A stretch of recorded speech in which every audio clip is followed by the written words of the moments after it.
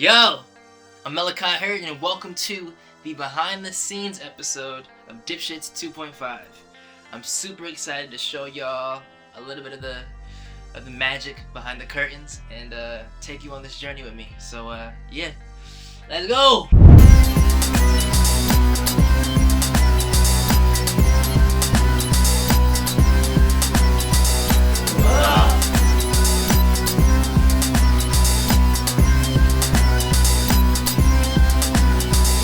Hi, Puerto Rico. Hi, Puerto Rico. Hi, Puerto Rico. My name is Dempsey Idris. Dempsey Idris. I'm Lakeith Stanfield. Lakeith Stanfield. Brian Tyree Henry. The movie? DIPSHITS. It's Dipshit. Yeah, it's on YouTube? YouTube. Follow them? YouTube. Yes. Okay, the names? I'm Dylan. I'm Chris. Tosin. Meliki. Episode 2.5. Where do I start? I guess I'll just kind of precursor with the hiatus. We took a while. And the core reason is because, for backstory, DIPSHITS began as a 10-minute short film in my freshman year of college for like a final project in my final semester. And episode 2 was the beginning of me thinking of DIPSHITS as a show and expanding the world. So going into episode 3, of course, initially I didn't know that it was gonna take that long, but at the same time I think I did, like in my gut, just because, you know, life things. I was in college, realistically.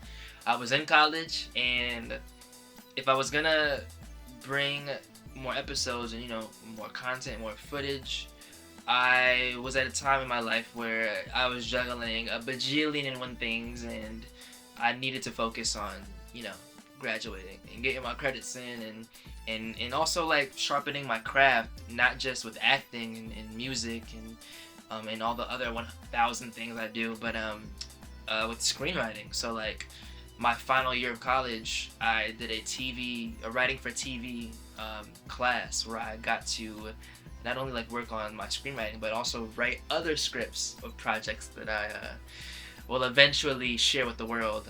Hence the index cards right here. That's a whole different show. So yeah, your boy's working. But yeah. So the delay was needed. You know, everything happens for a reason, and it made the return a bajillion times more special for me personally. So yeah, that's a little backstory on why y'all didn't see a new episode for so long. But yeah. So the idea for this episode, I mean this being a special episode, a 2.5, was a impulsive idea, and literally like, okay, fresh out of graduating college this past May, you know, time went by, probably like a month or so, a few weeks went by, and I always knew that I was gonna like start getting back into DIPSHITS after graduation. But now how long after graduation was never like a concrete plan. After graduation, I just want to relax and, you know, enjoy, celebrate, take it all in the last 4 years. But I always find myself back working, and I mean that in like a pleasurable way. Like that's my passion to, you know, to create. So I knew I wanted to do a new episode, and within like a couple days to a week in the summer, I was just like, okay. I was thinking about like some of my favorite shows, like Invincible, the animated show Invincible. When they were on a hiatus between the first and second season, they released an Adam Eve special. It felt like a film, but I have to double check my references. But they did a special. It wasn't season 2 yet, but it was providing context and just giving the fans and the people watching something to, you know, to hold them off until, you know, the real return. So with this, I always felt like we stopped right at like the midpoint for me, like the mid-season point. So I was like, yo, what if I do like a special bridge episode? And that led me to thinking of like Euphoria, when they did those 2 episodes within COVID time, where it was like one was Rue, one was Jules, and it was all like one location for Rue's episode, and it was shot so beautifully, and I remember like being super inspired watching that episode like back when I was in high school. But yeah, so all in all, my inspiration and, you know, research came into play with like, oh shit, let's do a special episode, bridge episode. Like, Party is still coming, but with the way the last episode ended in episode 2, I was like, oh shit, there's more than enough room to provide more context that's just like leading us up to the party, which is why you don't see Danny physically in the episode. It kind of increases the demand for like when he does show up in the next episode, the finale. There's more of a weight to it. That was part of like my vision with how I wrote it, and yeah, ultimately the script kind of came together super quick for me, which is not a normal thing. It is not normal whatsoever. I actually literally like have it right here. Like, it's all beat up and shit because we were using it on set. I think Chris ripped the first page by accident, but the first page, Operation Old Trent, episode 2.5, written by me.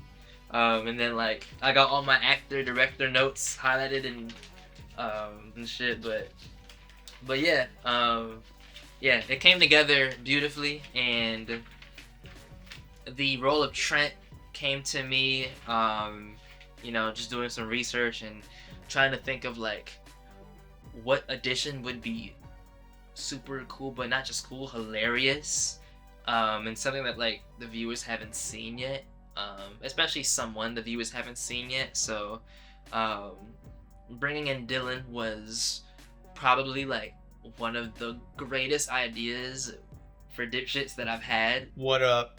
I'm Dylan Pitanza, and you're watching Dipshits. I play Trent. Trent is a little piece of work who is a performative male. He likes burning sage and talking about spirituality and gemstones and raising his chakras in the different frequencies, but in reality, he's a frat boy at heart who's just looking for a brawl, you know? And I think we all got a Trent in our life, and I think we all have a Trent inside of us. Watch Dipshits. Working together after this amount of time was also so fun because it was probably like 2 years since the last episode, and if you watch, you can see the difference. Not to say that we like look old or anything, but like, you know, Chris's hair changes length every episode. Adriel got tattoos now, and you know, our hair lengths varied, you know, throughout the times that we filmed, but they were always down to just like come back. So we did a table read on Zoom shortly after I wrote it, and that is something I'm super glad I got on camera as well. For the first time, I waited to send in the script, because normally I'll send the script in advance in the emails and stuff, but I was like, nah, after this amount of time, I want their like in the moment reactions, and that's the way I'm doing it from now on. Whoosh. The door swings open, revealing Trent. 17, short, skinny, dressed in sweatpants, a kimono, flip-flops, and a do-rag while holding a cup of tea. He's any parent's worst nightmare, just spiritually awakened. Hey, Trent, quick question. Grand Rising. Must have been in deep rest. I didn't feel your energies come in last night. The boys immediately struggle to hold it together. Grand Rising? Nah, that ain't it, gang. Drew, chill. This is my roommate, Trent. Don't worry. It's normal to feel insecure. Not everybody's blessed with my level of intellect. Yo, who is this tight pants ass nigga? Nah. I know a porn star fit when I see one. Miles and Drew dap each other up. Yeah, it was so fun to just like hear them just read the characters and read the words that I wrote, and me knowing their voices and imagining their voices to like hearing them say it was like so dope. It really is, you know, it's something that was in my brain, and now it's like it's come to fruition. Yeah, so like throughout the day too, shout out to Tosin. Y'all know him as Tosin. I know him as Ajiro. He is always just like getting footage behind the camera. You know, of just very candid moments, Kodak moments, but he got some really fun, you know, footage. So shout out to Tosin for doing that as always. Girl, it's poison.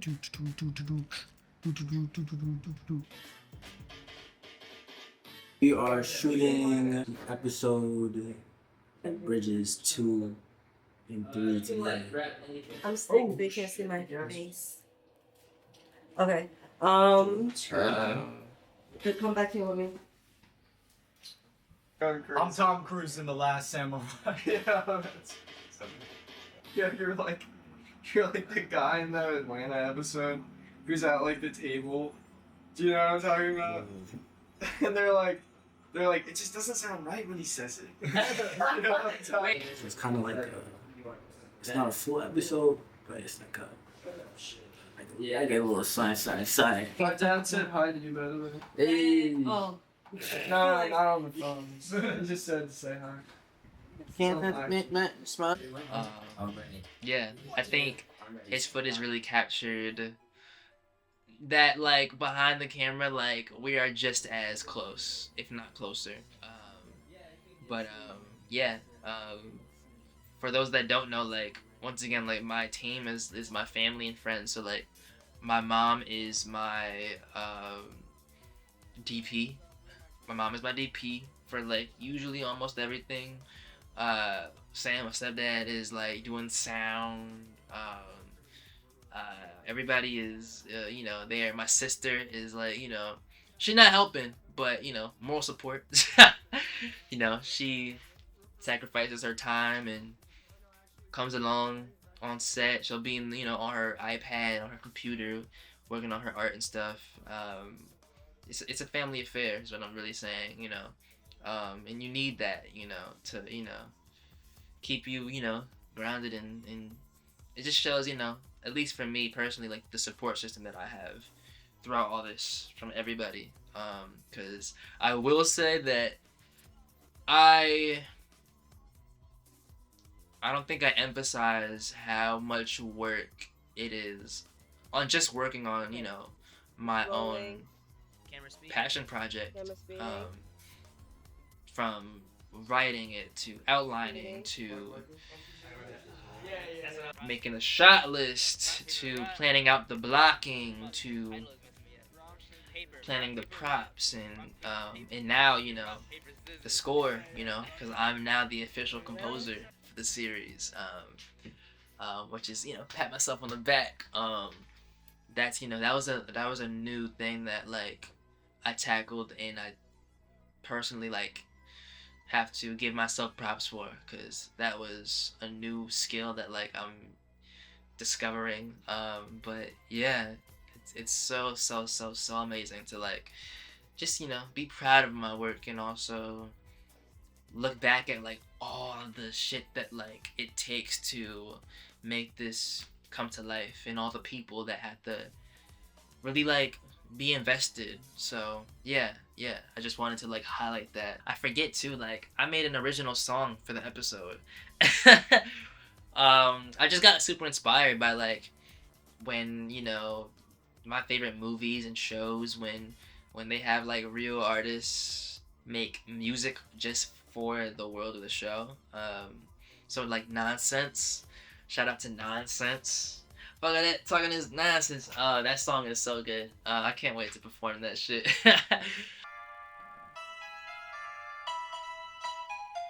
Yeah, okay. For context, I was working on my next project. I almost leaked the date and, like, what it was. I was working on my next project, and I just started with a melody that like popped in my head. A lot of times melodies come to me in my dreams, or I'll just be like outside walking, or I'll be in the shower, or I'll just be like making food. Sometimes when I'm in the bathroom, that was a TMI. But yeah, so one day I just was sitting here working on beats, and I was like, I don't know, I can't tell you my exact thoughts on like why. A lot of it is just feeling, or you just try shit, and whatever sounds dope or cool to me, I'm like, fuck it, let's do it. Went up a couple octaves. I added fader keys, and then it was this.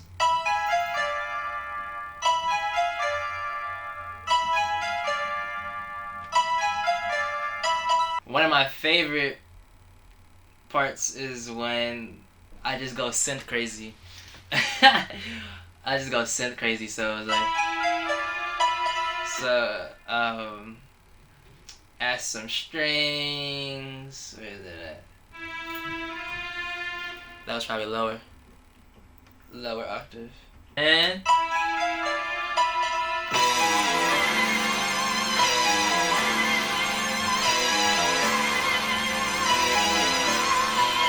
you hear them synths? And then of course, I love me some 80s funk bass, so even under that.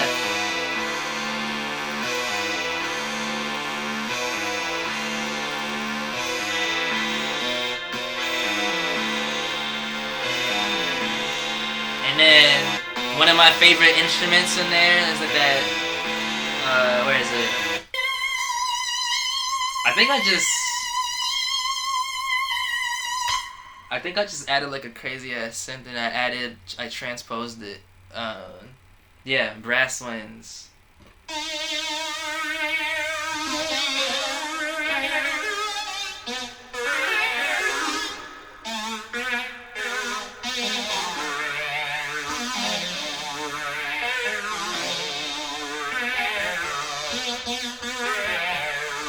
It just sounded like wacky as hell. I love just weird ass sounds.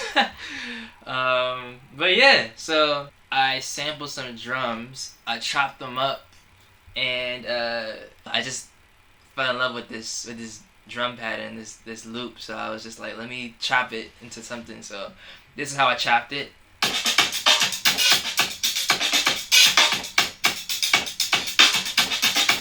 I love percussion. Like percussion is like I'm also a dancer, so like I think about like how I move to it on stage, and like if like choreographers,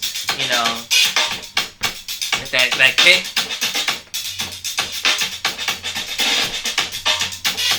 And then the hi-hats in there, it just gives me like, if I can't resist moving to it, that's the one.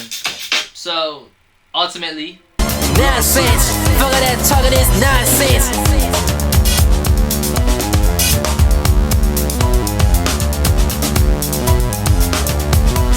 Yeah, I also forget that like I'm editing this myself. All the editing is me.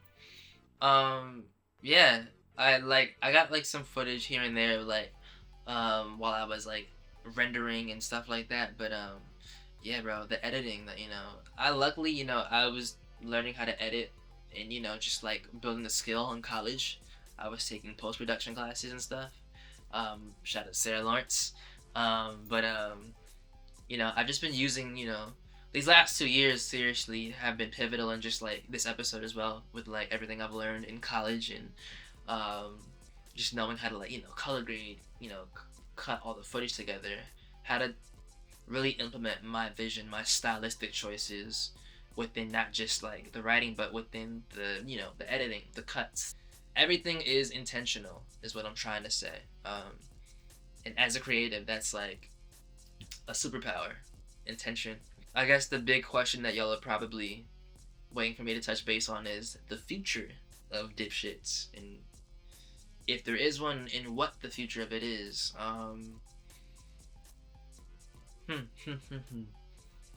It's a good question too. These are all questions that I like literally just wrote down for myself. I guess the future of Dipshits, I'm just super ambitious with everything. I'm super ambitious with everything. So like the future of it, I see like 5 to 10 years down the line, along with a bunch of other projects. But I see, a network picking it up. I see it in way bigger budget. I see, people investing into it. I see grant money. I see seasons. Season 2. But I guess right now it's gearing up for the season finale next. So the party, which I'm super excited to do. I'm not gonna say like when exactly, because I don't even know yet. But I'm gonna start rewriting the finale, and then also just brainstorm what season 2 is gonna be, and what the future of Dipshits and the story will be as well. So we'll see. The future's bright. If we go quiet, just know it's magic's happening. Magic's being made. You feel me? I'm super, super excited and super grateful to everyone that has been tuning in, who's been watching, who's been supporting, who's been commenting, who's been, just showing me and everyone else in the cast love. It really does mean a lot, and it keeps me going, because your views, your engagement is what keeps it alive. Once again, it's all out of pocket, so as long as the love is there, you'll see more of it. And yeah, I just can't wait for y'all to see what's next. Because there's a lot of craziness in the best way possible. But yeah, we in here, and we ain't going nowhere no time soon. You feel me? Yeah. So shout out to everybody that's watching, my team, my cast, Chris, Ajiro, Tosin, Delaney, Dylan, and yeah, go watch episode 2.5. Do it for me, for us, for everybody. You won't be disappointed. Alright. Peace out, y'all. That's a wrap. That's a wrap. That's a wrap. Hey, that's a motherfucking rap. That's a wrap. That's a rap. That's a motherfucking Chicken Caesar, you heard? Yeah.